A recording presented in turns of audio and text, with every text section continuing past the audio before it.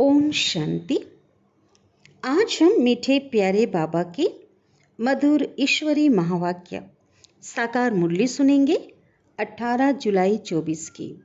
आज की मुरली का सार है, मीठे बाबा कहते हैं, मीठे बच्चे, सर्विस समाचार सुनने पढ़ने का भी तुम्हें शौक चाहिए, क्योंकि इससे उमंग उत्साह बढ़ता है और सर्विस करने का संकल्प उठता है।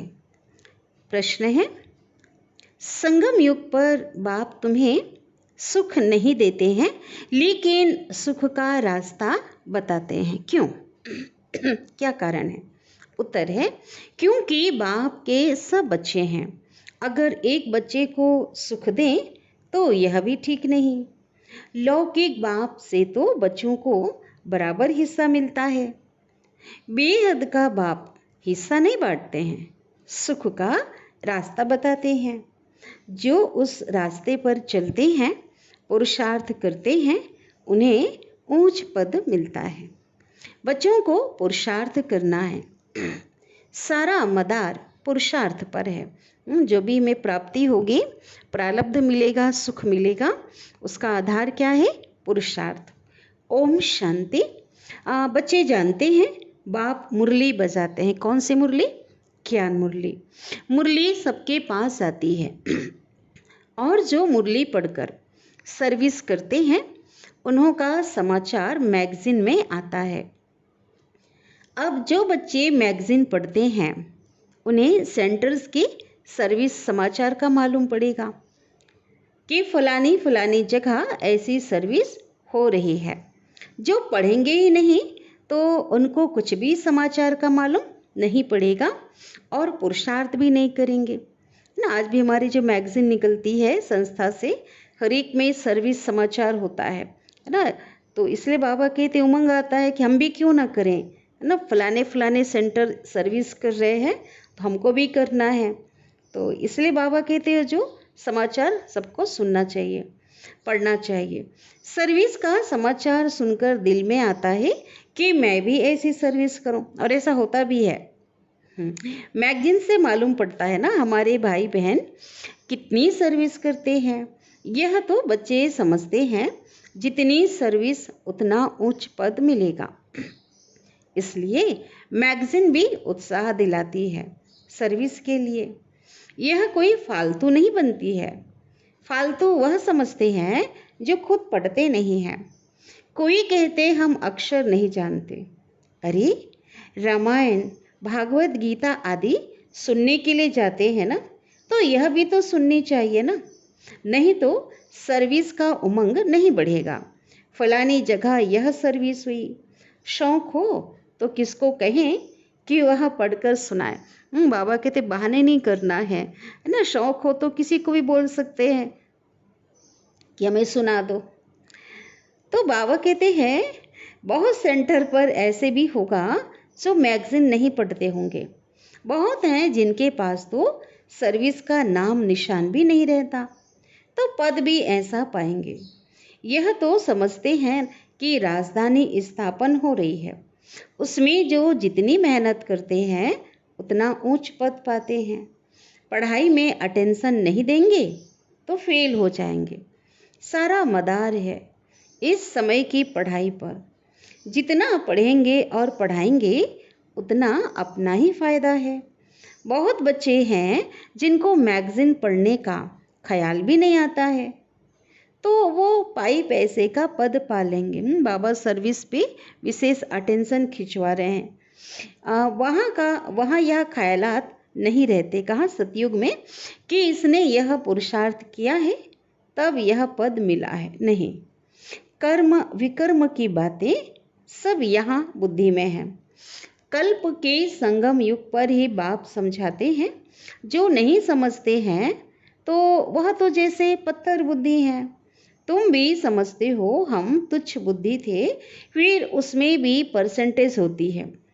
बाबा बच्चों को समझाते रहते हैं कि बच्चे अभी कलयुग है और इनमें अपार दुख होते हैं। यह दुख है। कुछ दिन से बाबा की मुरली चल रही है कि दुखों के बारे में कि बहुत अपार अपरम अपार दुख है।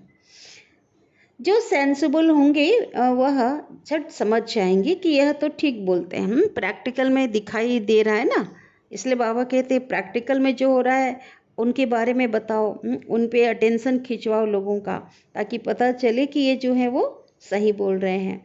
तुम भी जानते हो कल हम कितने दुखी थे, अपार दुखों के बीच में थे। अभी क्या है, फिर अपार सुखों के बीच में जा रहे हैं। और संगम युग में भी क्या मिल रहा है, अतीन्द्रिय सुख मिल रहा है, परमात्मा सुख का अनुभव कर रहे हैं ना। यह है ही रावण राज्य कलयुग, यह भी तुम जानते हो। जो जानते हैं लेकिन औरों को नहीं समझाते हैं, तो बाबा क्या कहेगा उनके लिए। ये तो कुछ भी नहीं जानते हैं।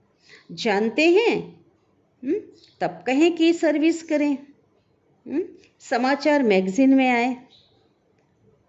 दिन प्रतिदिन बाबा बहुत सहज पॉइंट्स भी सुनाते रहते हैं। वो लोग तो समझते हैं कलयुग अजून बच्चा है। जब संगम समझें तब भेंट कर सके, है ना, तुलना तभी कर सकते हैं ना। सतयुग और कलयुग में तुलना कर सकते हैं। कलयुग में अपार दुख है और सतयुग में अपार सुख है ना। कब ये जो है कब समझेंगे, जब तुलना करेंगे ना। वो लोग समझते हैं कि अभी तो 40,000 वर्ष बाकी है, बच्चा है, जबकि बाबा क्या बताते, थोड़ा ही समय बचा हुआ है। बोलो अपार सुख हम बच्चों को बाप दे रहे हैं, जो हम वर्णन कर रहे हैं। सुनाओ, बाबा कहते सतयुग के बारे में वर्णन करो और सुनाओ कैसी दुनिया आ रही है, और ऐसी दुनिया का वर्षा स्वयं हमारा पिता परमात्मा दे रहे हैं, और कोई ऐसे समझा ना सके। तुम नई बातें सुनाते हो और कोई तो ये पूछ भी ना सके कि तुम स्वर्गवासी हो या नरकवासी हो।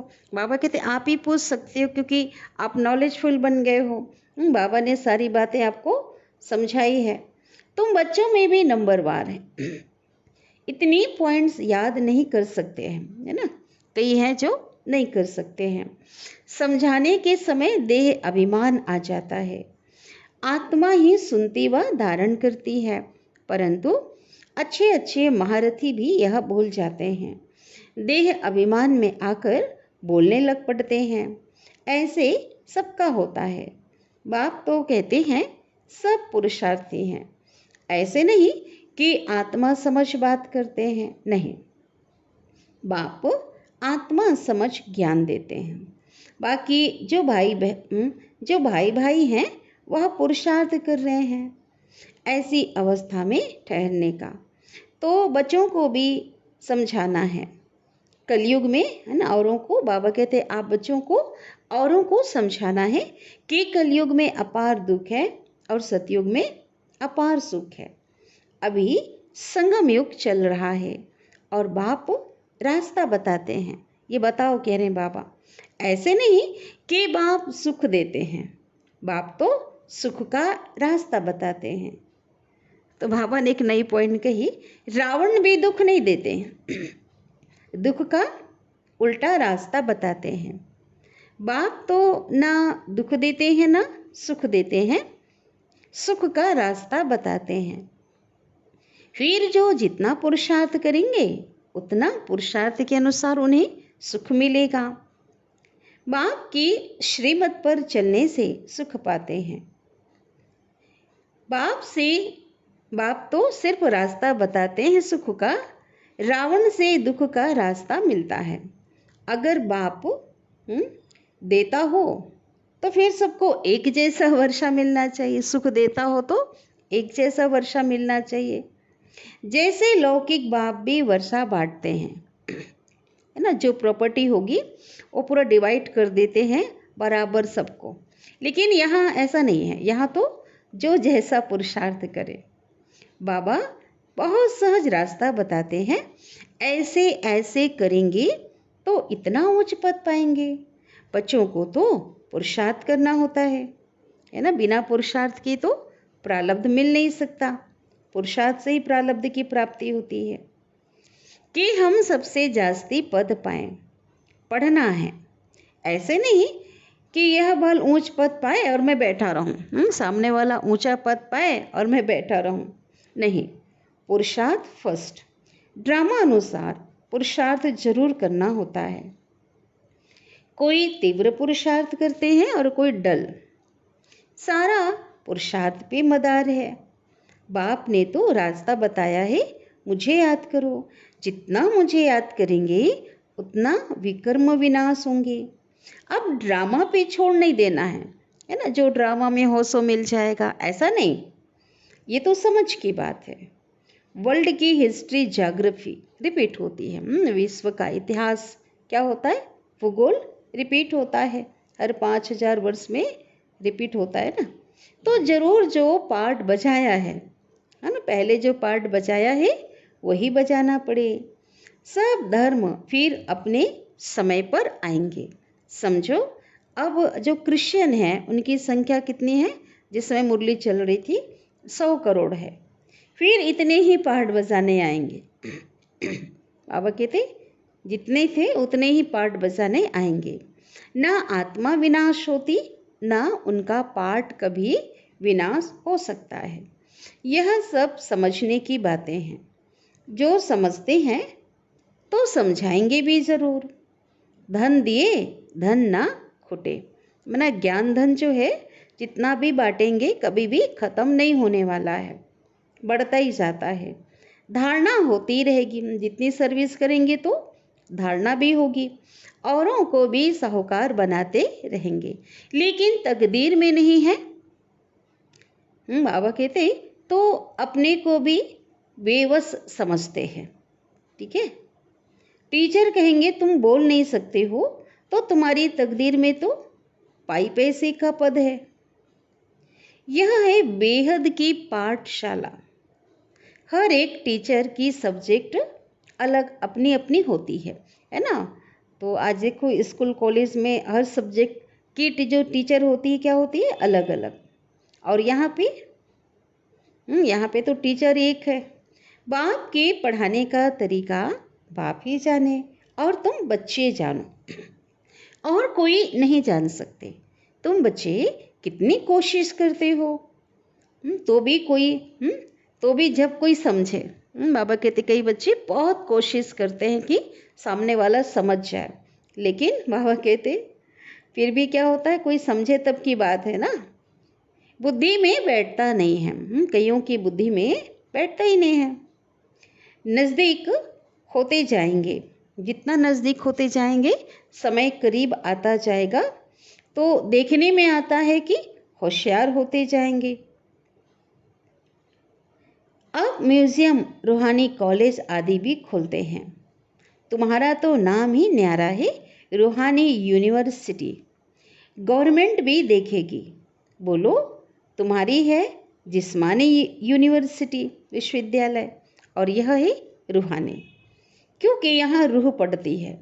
वैसे रूह तो सब जगह रूह ही पढ़ते हैं, लेकिन नॉलेज नहीं है ना, देह भान में है। और यहाँ पे तो रूह समझ कर पढ़ते हैं, आत्मा का ज्ञान है, इसलिए क्या है ये रूहानी पाठशाला। सारे 84 के चक्र में एक ही बार संगम युग पर रूहानी बाप आकर रूहानी बच्चों को पढ़ाते हैं। ड्रामा तुम देखेंगे, फिल्म जो है अलौकिक दुनिया में बाबा कहते हैं क्या होता है उसमें 3 घंटे के बाद जो कुछ देखा है ना, अगर दोबारा देखेंगे तो हूबहू रिपीट होगा, सेम। तो यह भी बाबा कहते जो ड्रामा बना है वो 5000 वर्ष का चक्र है जो हूबहू रिपीट होता है। यह तुम बच्चे जानते हो। वह तो सिर्फ भक्ति में शास्त्रों को ही राइट समझते हैं। तुमको तो कोई शास्त्र नहीं है, बाप बैठ समझाते हैं। बाप कोई शास्त्र पढ़ा है क्या? बाबा पूछ रहे हैं। शिव बाबा तो ज्ञान का सागर है ना, उनको पढ़ने की दरकार नहीं, तो पढ़ा हुआ है ही नहीं। और वह तो गीता पढ़ के सुनाएंगे, विद्वान आदि है ना भक्ति में, उन्होंने पढ़ा हुआ है और वही पढ़ करके कंठस्थ किया हुआ है, वो सुनाएंगे। पढ़ा हुआ तो माँ के पेट से नहीं निकलेगा ना। तो बेहद के बाप का पार्ट है पढ़ाने का। अपना परिचय खुद देते हैं। दुनिया को तो पता ही नहीं है, गाते भी हैं बाप ज्ञान का सागर है। श्री कृष्ण के लिए नहीं कहते हैं कि वह ज्ञान का सागर है। यह लक्ष्मी नारायण ज्ञान का सागर है क्या? क्वेश्चन मार्क है, पूछ रहे हैं बाबा। क्या कहेंगे? नहीं, यही वंडर है। हम ब्राह्मण ही यह ज्ञान सुनाते हैं, सो भी कैसे? कैसे? श्रीमत पर। तुम समझते हो, इस हिसाब से हम ब्राह्मण ही प्रजापिता ब्रह्मा की संतान ठहरे। अनेक बार बने थे, फिर होंगे। मनुष्यों की समझ में जब आएगा तब मानेंगे।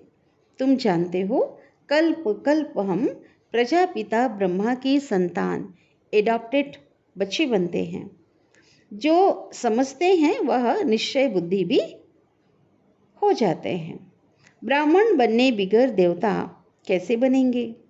हर एक की बुद्धि पर है ना। स्कूल में ऐसा होता है, कोई तो स्कॉलरशिप लेते है ना, हर कोई एक जैसा नहीं पढ़ते।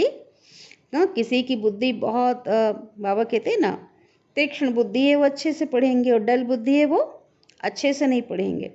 तो जो अच्छे से पढ़ते हैं स्कॉलरशिप लेते हैं, और ठीक से नहीं पढ़ते वो फेल हो पढ़ते हैं। जब फेल हो जाएंगे तो क्या होगा? फिर नए सिर पढ़ना पड़े। ठीक है, और यहाँ तो कोई है ही नहीं, नए सिर पढ़ने की बात ही नहीं यहाँ पे, है ना। वहाँ तो ऐसा होता है, यहाँ फेल माना फेल। तो बाबा कहते हैं विकार में गिरे तो की हुई जो कमाई थी ना वो चट हो गई, खत्म। फिर बुद्धि में बैठेगा नहीं, क्योंकि अंदर दिल खाता रहेगा। तुम समझते हो इस जन्म में जो पाप किए हैं उनका तो सबको पता है, बाकी आगे जन्मों में, है ना, पिछला जो जन्म है, हाँ, जिसे हम क्रॉस करके आए हैं, क्या किया वो तो याद नहीं। अब पाप तो जरूर किए हैं, 63 जन्म बाबा हिसाब बताते हैं ना, 63 जन्मों का पाप है हिसाब किताब। तो जो पुण्य आत्मा थे, जो देवी देवता थे, वही फिर पाप आत्मा बनते हैं। हिसाब किताब बाप बैठ समझाते हैं। बहुत बच्चे हैं जो भूल जाते हैं, पढ़ते ही नहीं हैं। अगर पढ़ें तो ज़रूर पढ़ाएं भी। कोई डल बुद्धि होशियार बुद्धि बन जाते हैं। कितनी बड़ी पढ़ाई है। इस बाप की पढ़ाई से ही सूर्यवंशी चंद्रवंशी घराना बनने का है। ठीक है, पास होने वाले सूर्यवंशी और फेलवर जो होंगे वो चंद्रवंशी। वह इस जन्म में मैं पढ़कर और मर्तबा पा लेते हैं। कौन? वह इस जन्म में ही पढ़कर और मर्तबा पा लेते, माना इसी दुनिया में मिल जाता, लौकिक दुनिया में पढ़ते हैं। और तुम तो जानते हो कि इस पढ़ाई का भगवान जो पढ़ा रहे हैं, इनका जो पद है वो नई दुनिया में मिलना है, वह कोई दूर नहीं है। जैसे एग्जाम्पल दे रहे हैं बाबा, कपड़ा बदला जाता है ना, एक कपड़े को उतार के पुराने को नए हम पहन लेते, धारण करते हैं। ऐसे ही पुरानी दुनिया को छोड़ जाना है नई दुनिया में। विनाश भी होगा जरूर। तुम नई दुनिया के बन रहे हो, फिर यह पुराना चोला माना शरीर छोड़ जाना है। नंबरवार राजधानी स्थापन हो रही है। जो अच्छी रीति पढ़ेंगे वही स्वर्ग में पहले आएंगे, बाकी सब पीछे आएंगे। स्वर्ग में थोड़े ही आ सकेंगे भाई, ठीक से नहीं पढ़ेंगे तो सतयुग में नहीं आ पाएंगे। स्वर्ग में जो दास दासियाँ होंगे, मना सतयुग को बोल रहे हैं बाबा, तो वह भी दिल पे चढ़े हुए होंगे भाई। उनका पुरुषार्थ जो है ना त्रेता युग वालों से अच्छा ही होगा। ऐसे नहीं कि सब आ जाएंगे। अब रूहानी कॉलेज आदि खोलते रहते हैं कि सब आकर पुरुषार्थ करेंगे। जो पढ़ाई में ऊंचे तीखे जाएंगे वह ऊंच पद पाएंगे, और डल बुद्धि कम पद पाएंगे।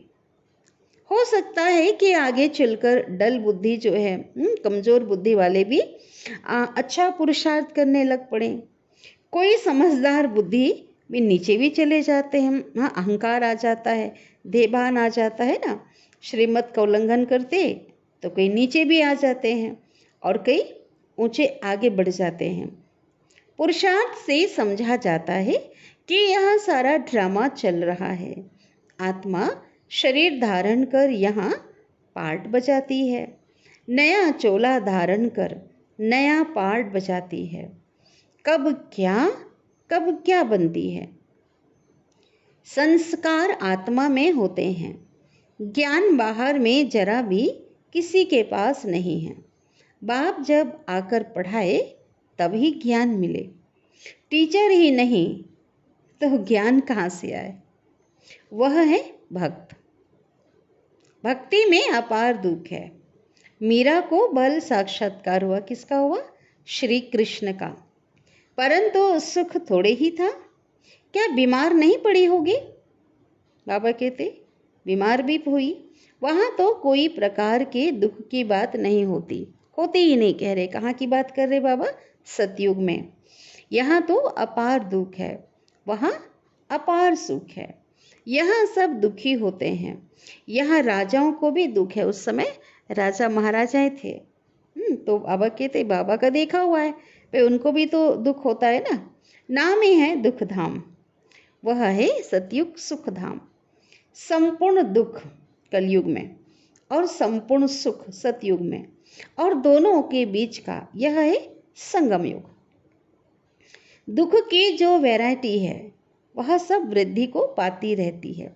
माना अभी तो दुखों की लिस्ट निकालो तो इतने दुख हैं वैरायटी प्रकार के, और बढ़ता ही सारा है दुख। आगे चल कितना दुख होता रहेगा। अथाह दुख के पहाड़ गिरेंगे। वह लोग तो तुम्हें बोलने का टाइम बहुत थोड़े देते हैं। कभी धर्म सम्मेलन होता है ना, कुछ भी जहाँ निमंत्रण देते हैं तो बोलने ज़्यादा नहीं देते। तो बाबा कहते अगर कम समय देते हैं, 2 मिनट भी देवें तो भी समझाओ। सतयुग में अपार सुख थे जो बाबा देते हैं, और रावण से अपार दुख मिलते हैं। अब बाबा कहते हैं काम पर जीत पहनो तो जगत जीत बनेंगे। इस ज्ञान का विनाश नहीं होता है ना, क्योंकि ज्ञान देने वाला जो परमात्मा है वह अविनाशी है। तो ज्ञान भी कैसा है? अविनाशी है। तो बाबा कहते इस ज्ञान का विनाश नहीं होता। थोड़ा भी सुना तो अविनाशी ज्ञान होने के कारण क्या होगा? स्वर्ग में आ जाएंगे। प्रजा तो बहुत बनती है, परंतु क्या होता? कहाँ राजा और कहाँ रंग, बहुत फर्क है ना। हर एक की बुद्धि अपनी अपनी है। जो समझकर औरों को समझाते हैं वही अच्छा पद पाते हैं। यह स्कूल भी मोस्ट अनकॉमन है, असाधारण नहीं है, साधारण नहीं है, ठीक है, बहुत ही विशेष है, खास है, क्योंकि भगवान आकर पढ़ाते हैं। श्री कृष्ण तो फिर भी दैवी गुणों वाला देवता है। बाबा कहते हैं मैं तो दैवी गुणों और आसुरी गुणों दोनों से न्यारा हूँ। मैं तुम्हारा बाप आता हूँ पढ़ाने। रूहानी नॉलेज सुप्रीम रूह परम आत्मा ही देता है। गीता का ज्ञान कोई देहधारी मनुष्य व देवता ने नहीं दिया है। किसने दिया? परमपिता परमात्मा ने दिया। विष्णु देवता नमः कहते, तो कृष्ण कौन? देवता। कृष्ण ही विष्णु है, ये तो कोई भी नहीं जानते। तुम्हारे में भी कई क्या होते हैं, भूल जाते हैं। बाबा कहते पक्का करो, खुद पूरा समझा हुआ हो तो औरों को भी समझाएं, और समझा हुआ नहीं हो तो औरों को समझा नहीं सकते। सर्विस करके सबूत ले आए तब समझें कि सर्विस की है। इसलिए बाबा कहते हैं लंबे चौड़े समाचार ना लिखो कि वह फलाना आने वाला है, ऐसे ही कहकर गया है। यह लिखने की दरकार नहीं है, कम लिखना होता है बाबा के पास। हाँ, बाबा के बच्चे जो भाई बहन पत्र लिखते थे तो बाबा कहते शॉर्ट में लिखो, देखो आया, ठहरता है, समझकर और सर्विस करने लगे तब समाचार लिखो। ऐसा नहीं लिखो कि कोई आया ही नहीं है, उसने बोला है कि आऊँगा, ये नहीं। बाबा कहते नहीं, फाइनल लिखो। कोई अपना बहुत शो करते हैं, बाबा को हर बात की रिजल्ट चाहिए। ऐसे तो बहुत आते हैं बाबा के पास, फिर चले जाते हैं, तो क्या फ़ायदा उससे? उनको बाबा क्या करे? ना उनको फ़ायदा ना तुम्हें, तुम्हारे मिशन की तो वृद्धि हुई नहीं। अच्छा, बाबा याद प्यार दे रहे हैं। मीठे मीठे सिकिलदे बच्चों प्रति माता पिता बाप दादा का याद प्यार और गुड मॉर्निंग। रूहानी बाप की रूहानी बच्चों को नमस्ते।